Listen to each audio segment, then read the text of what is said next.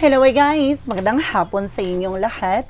This your guest Mama Sagari Channel, a faith healer o Zumatarder. So ngayong hapon na to, tignan natin sabihin sa iyo ng ating mga gabay. So this is a weekly gabay for the month of September 11 hanggang September 17 for the sign of.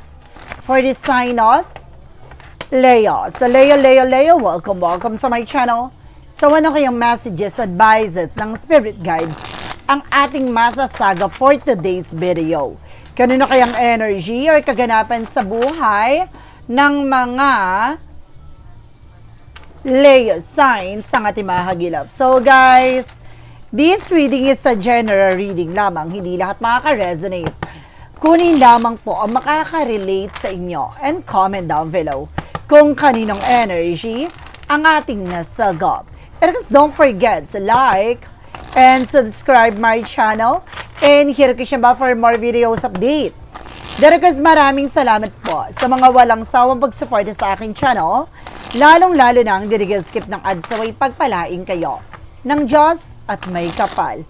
Siksik liglig nag-uumapaw na biyayang manang balik sa inyo. So let's see guys, what is the messages advice ng ating angel spirit for the sign of Leo? So let's see and watch this. Angel Spirit Guides, please give me an information po. Ano kayang gusto sabihin sa'yo ng ating mga baraha? Tuklasin at alamin na natin yan guys, so let's watch this. And of course, there's something, the Four of Pentacles. Not to protect your power, to protect your energy. So may mga bagay dito guys na panghawakan nyo daw. Na proteksyonan mo naman yung bagay na meron ka. So may mga bagay dito unti-unti mong maliliwanagan. No, kung ano man yung bagay na kailangan mo proteksyonan o kailangan tigilan. Na may mga bagay dito na kailangan liwanagin mo. Alamin mo ano man yung bagay na kailangan mong i-secure. No, maghigpit ng sinturon kung kinakailangan. This is something guys with the Six of Pentacles. No, maaari nga magkakaroon na ng balance or kailangan mo maging balance. No, there's something giving, receiving something by the universe. Ibig sabihin, magtutuloy-tuloy na ang magandang kapalaran sa'yo. And because there's something guys with the Sun card, with a very positive outcome. Lahat ng bagay na to guys, no, magiging maganda na ang daloy ng sitwasyon. No, lahat ng bagay na to ay dadaling ka sa katuparan at magandang direksyon. No, at magiging positibo ang kalalabas at magiging magandang ikot ng iyong kapalaran. And because there's something, the Fool card. No, there's something, a leap of faith. No, parang may pagsubok. No, susubukan ang iyong pananampalataya at tiwala kung ikaw ba ay yung pananampalataya or faith mo is pure. No? Or maaaring nagbabalat kayo ka lang. So, ito parang isang paalala na titignan ng iyong katatagan, pananampalataya at paniniwala. No, there's something in your beginning coming in. No, ang grabing pagsubok na maaaring iyong mga napagdaanan. No, this is something guys na maaaring magdala sa iyo ng kaliwanagan. And because there's something, the Ace of Pentacles. No, there's something, a big shot. A big money coming in. May malaking pera. May malaking opportunities na darating.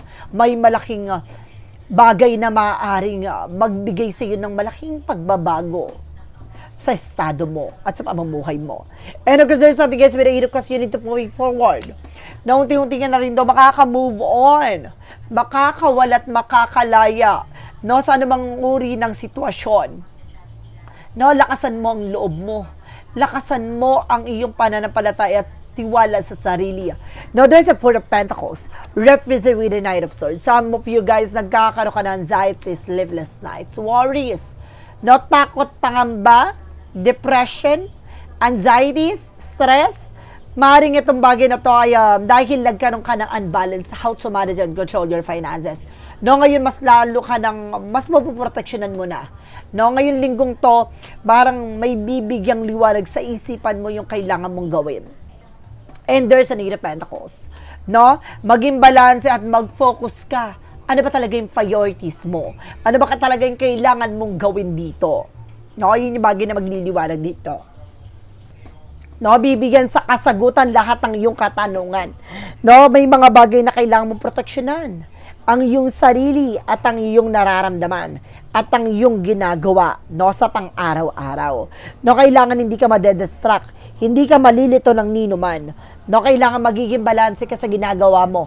No, pag trabaho, pag negosyo, no, hindi ka dapat nagpapa-apekto, no, sa mga bagay na nangyayari sa paligid mo. Maging balanse ka at mas maging mautak ka. No, gamitin mo yung isipan mo o yung mga bagay na dapat mong gawin para mapunta yung attention mo, ano ba talaga yung priorities mo, ganon. And of course, there's something guys with the Ten of Pentacles. Magkakaroon ka ng long-term success and financial security. And of course, unexpected financial windfall. There's a discount card, liliwanag. No, lilinisin muna sa paligid mo bago mo makamtan to. Ibig sabihin, tatanggalin. At sino man yung mga lason, no, yung, sino man yung mga traidor, yung mga taong hindi mo mapagkakatiwalaan, tatanggalin yan sa buhay mo. No, kapag nakatalikod ka, ang daming say. Ang daming chika, ang daming issue. Yan, yung mga tao na yan tatanggalin sa'yo, yung mga plastic. No, there's something guys with a death card. No, there's an ending and a beginning. Panahon na ng pagtatapos or wakas ng mga kahirapan or mga sigalot sa buhay mo. Parang dahil sa mga pinagdaanan mo, sinubok ka, hinubog ka, hinulma ka. No, dahil sa bagay na yan, pinatatag ka ng panahon at pagkakataon. Ito ng katapusan ng mga pinaghihirap mo. Dahil harvest moment, harvest time is coming in. No, aanihin mo na ano man yung bagay na yung pinaghirapan. There's an Age of Wands. Magkakaroon ka ng bagong proyekto, plano at idea. At the same time, new job, new work na magdadala sa'yo ng malaking pera, malaking opportunities. Ganon. And this, I think, the lovers. No, at maaaring unti-unti ka na makaka-move on, makakawala at makakalaya na kayo from the situation with your person. No, marami kayong mga pinagdaanan, maraming mga taong tutol all against the ad, pang-atake dito, di ba? Maraming mga taong humadlang sumira na inyong relasyon pero pinatatag kayo ng panahon at pagkakataon, di ba? And of course, there's something, the Two of Swords. So, there's something decision that you need to make. Pero, nahihirapan ka mag-decide, no? Dahil hindi mo pa hawak-hawak eh. No, wala ka pa pinanghahawakan, siguro kaya ka nangangamba. Surrender to the divine, no? There is a God will provide, no? Kailangan i-surrender mo lahat ng bagay na at ipagkatiwala mo sa ating Panginoon na naman yung bagay na kanyang ninanais sa'yo. And there's a King of Cups. Your person is very devoted. It's a for the person. Na maaaring sinusupport at ginagabayan ka nito. Kailangan there's a give and take kayo. Hindi pwedeng give ng give, hindi pwedeng take lang ng take. And there's a Eight of Swords. Now, there's a lot of toxic and negativities around you. No, napapalibutan ka ng toxic. Tulad na sinasabi ko kanina, tatanggalin muna with the Sun card bago niya i-unfold or ibigay sa'yo yung talagang para sa'yo. No, kailangan mo munang lisanin, tanggalin. Ano man yung bagay na akala mo importante at mahalaga sa buhay mo, yung pala yung mismong sisira. No, at magsisilbing anay sa buhay mo at mismo dyan sa eksena mo. Now, there's an 888 reference, 888 represent with a good karma, money, abundance, material success, and material abundance coming in. There is something, guys, with a 9 of Wands. So, this is something yan, perseverance. So, kailangan mo magtiyaga, no? Kailangan na magtiwala ka sa iyong sarili. Alisin yung takot at pangamba, no? Kailangan na alam mo sa sarili mo pinaglalaban mo. Konting kembot na lang magsasucceed ka na. And there's a Knight of Wands. Now, there's something near to success, slow and steady, matuto kang kumalma. No? At maring unti-unti na to, makakamtan, no, kailangan slowly but surely. There's something, guys, with the Six of Wands for victory. See? Magtatagumpay ka, hindi lang sa finances, kundi sa relasyon. Pag-ibig na wagas. Ganon. And of course, for the outcome, there's something, the Queen of Cups, emotional healing. So, pagdating dito, unti-unti nang gagaling yung karamdaman, o yung mga nararamdaman mo, o yung mga failure, and of course, disappointment, no, nangyari sa'yo, na parang, iba yung atake pag nabigo ka, diba? Parang talo pa yung broken heart niyan eh. And there's something, guys, with the Empress card. For revert, ibabalik ulit yung sigla ng yung buong pagkatao. Parang sinasabi dito, self-love, self-care, alagaan mo ang iyong sarili, mahalin mo ang iyong sarili. Now, there's a new beginning blessing coming in. And there's something, the Four of Swords, nag-over fatigue ka, no?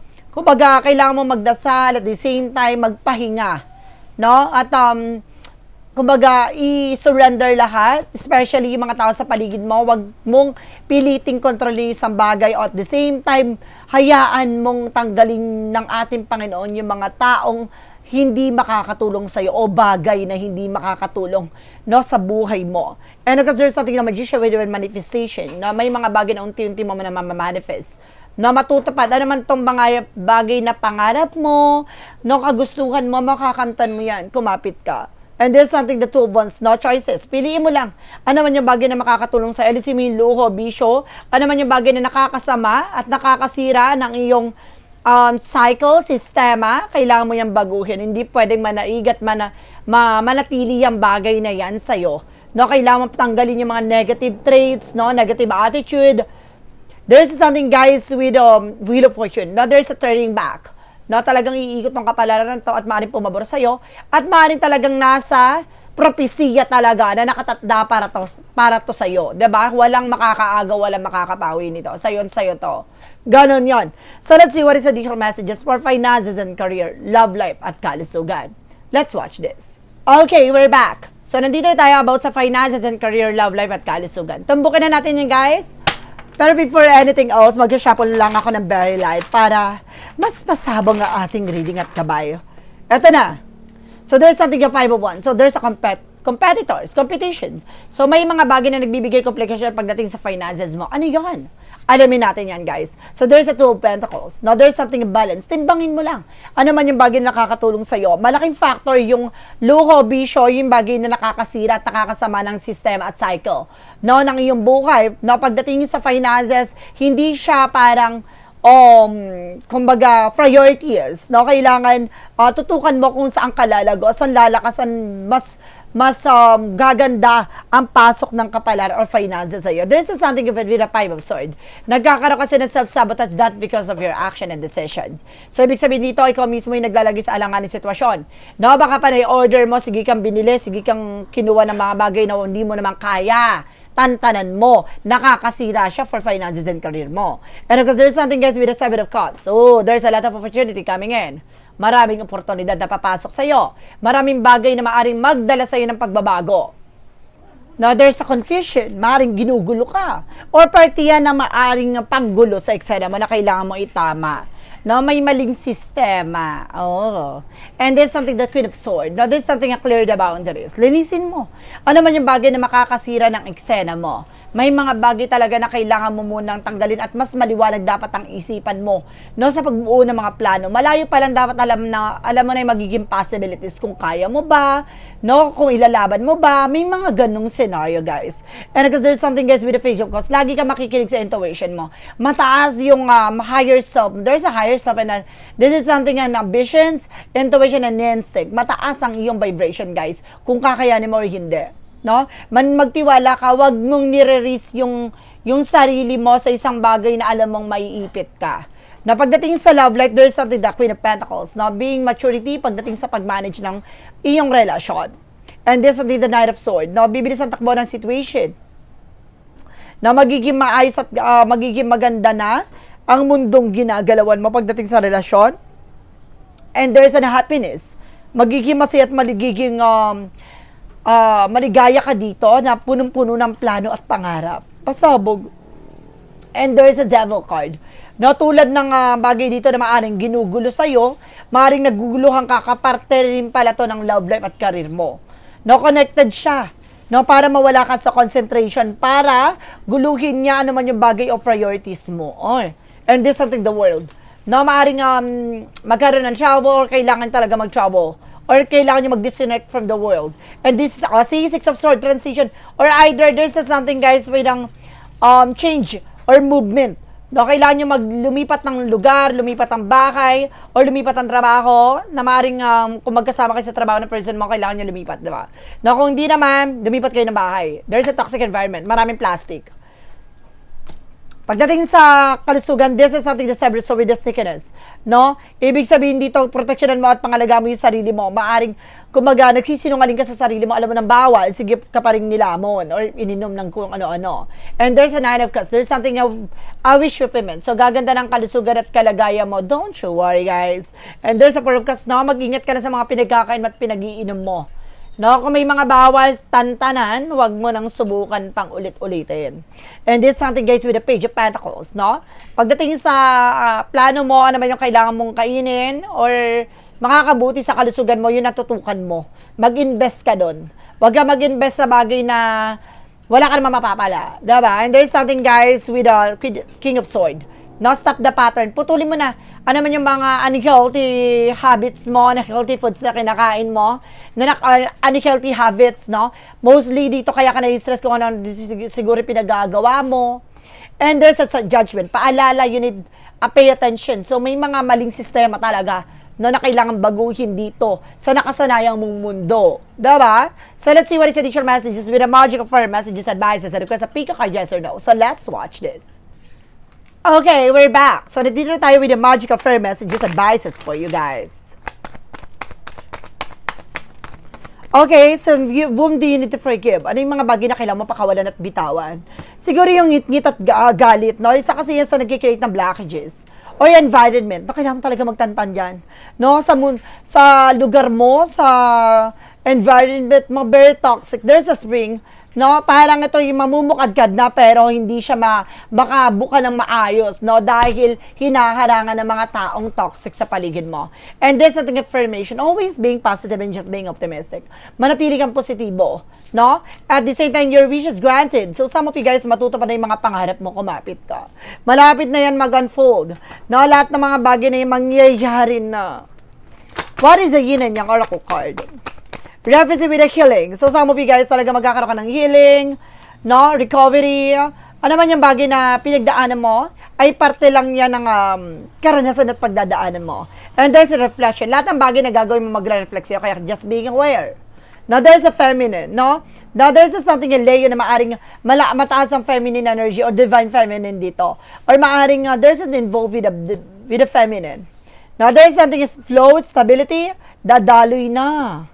No, dadaloy ng magandang kapalaran sa iyo at magtutuloy-tuloy na nga, no? And of course, there's something a rebel. Meron dito nagre-rebelde. Babae siya, ha? Tulad ng sinasabi ko.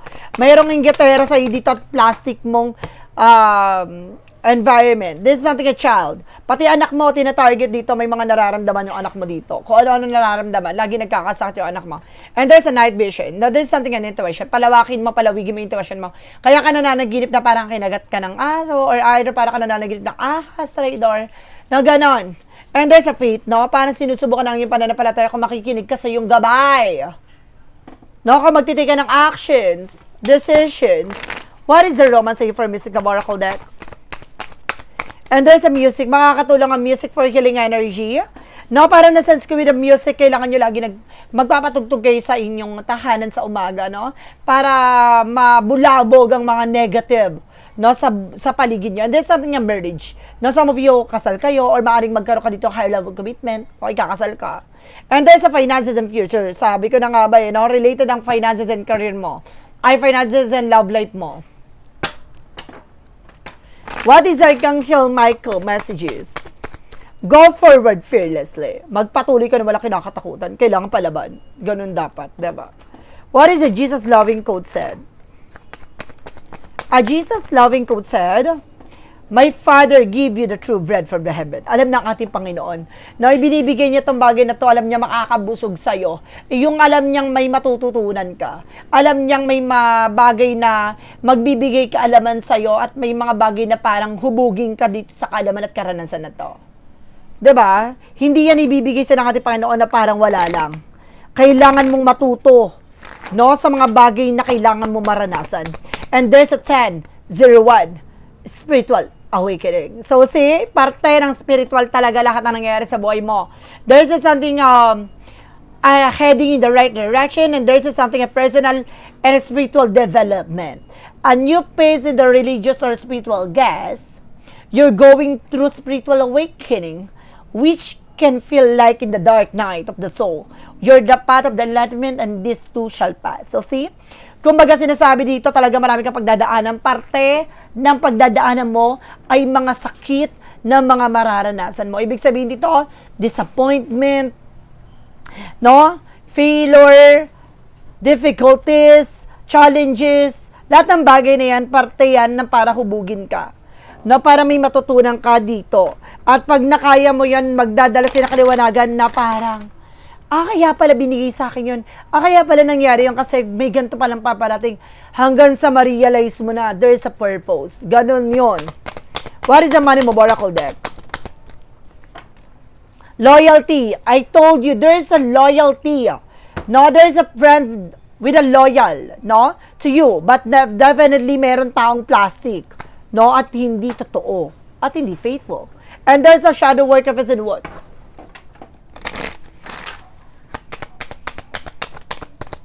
Divine juggling, progress, inner harmony, master different aspect of yourself, both light and dark. So see, kumbaga kailangan mo muna talagang mamaster, no? Mamasteral yung lahat ng mga pangyayari sa buhay mo, eh.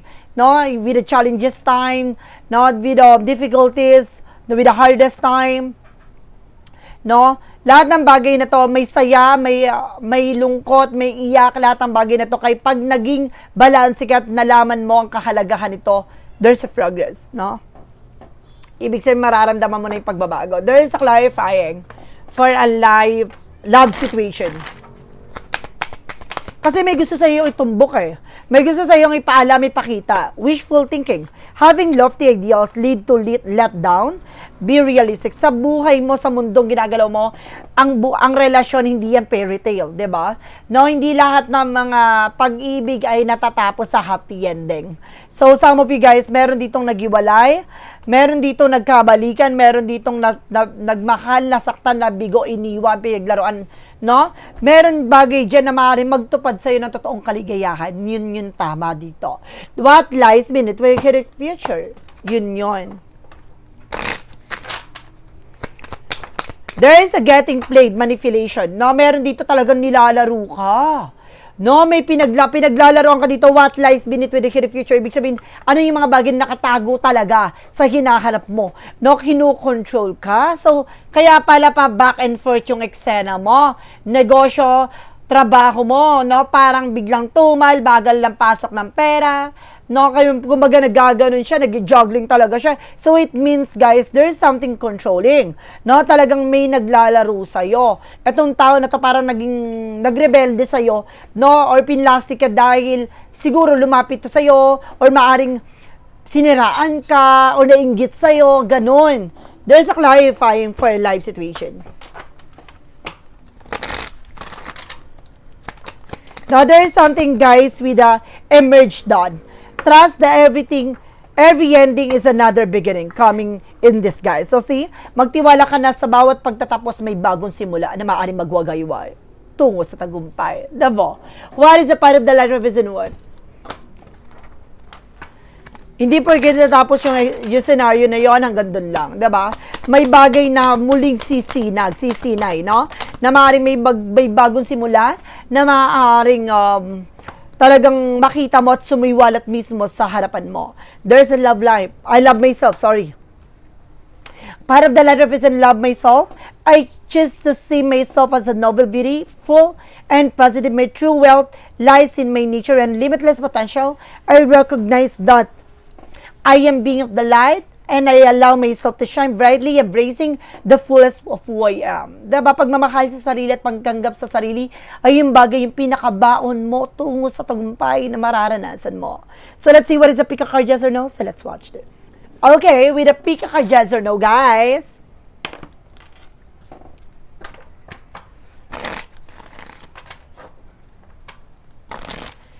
With a pick a card, yes or no. So, let's start with the number 1. So, guys, pala, before anything else, kung bago ka sa channel ko, pick a card, yes or no, pwede ka pala magtanong. No, isa lang magiging tanong, isa lang magiging sagot. Pipili ka within 1, 2, or 3. Then, of course, kapag nakapag-isip ka na ng tanong, pipili ka ng magiging sagot with 1, 2, or 3. No? Then, of course, comment down below kung number na pili mo. Bibigay ako ng segundo para makapag-isip ka ng tanong. Okay? So, guys, maraming salamat po pala sa mga nag-share ng aking videos. Sa anumang uri na social media platforms, maraming salamat po. At maraming salamat po pala sa mga solid subscriber, of course, bagong followers natin, subscribers natin dyan. At mga silent viewers, maraming salamat po. So, let's see what is the yes or no pick a card. So, let's start with the number 1. Number 1, represent with a no. Stuck inside your head, brain, face, overthink it. No, kumbaga, isang bagay nito parang nag-iisak sa isip mo, parang may bagay na kailangan mo pakawalan. No, wag mo ikip-kip to sa utak at isip mo dahil parang may exhaust ka eh. Parang hindi ka makakakilos, hindi ka makakagalaw, hindi ka makakapag-isip ng tama. No, itigil mo yan, alisin mo sa isipan mo, ano man yung bagay na nagbibigay balakid. no, para makakilos at makagalaw ka. There is something with the number 2. On pins and needle wrap patch being stuck. See, move on. So, you need to move on. No, may mga sakit at kirot tayo na kailangan natin tanggapin na hanggang doon na lang.